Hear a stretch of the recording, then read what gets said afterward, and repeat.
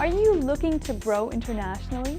Maybe you feel your company has peaked with its exports. Creating a foreign corporation can help you enter into new markets. Well, as companies expand internationally, depending on what they're doing, they may want to have business operations in another country.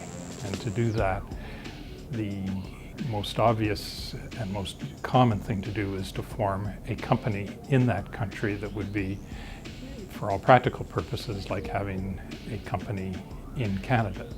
So it's a second company. It would likely be owned by the Canadian company, and therefore it would become a subsidiary of the Canadian company.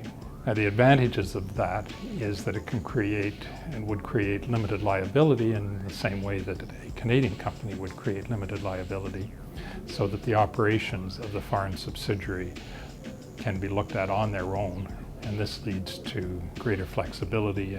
The cost of labor, tax breaks, avoiding trade tariffs, all good reasons to consider opening a foreign subsidiary. But there are other advantages to having a foreign office. Well, the advantage of setting up the subsidiary company is that you can get closer to your customers in another country.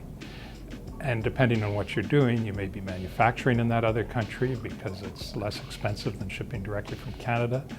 Or you may have a sales force in the other country that you employ directly, and you don't want them employed in the Canadian company because of different employment laws in the various jurisdictions. So it's the flexibility to carry on business as a domestic company as your sales grow.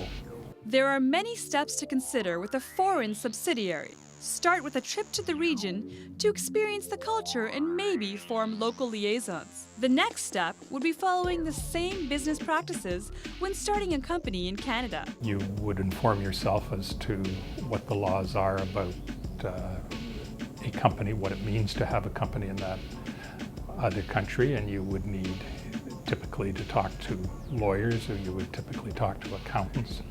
You would look to see what government regulations there are in that other country for the sale of your product, which you may have done already if you've been exporting directly from Canada as a first step.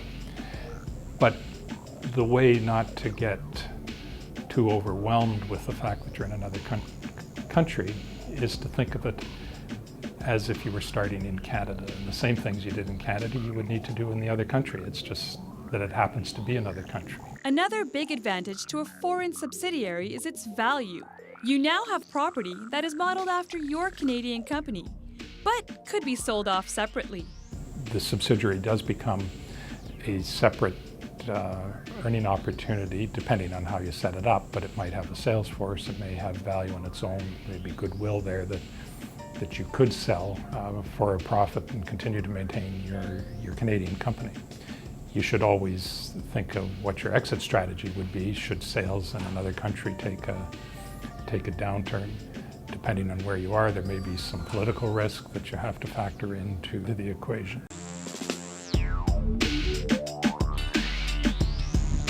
Big Fish Video Productions.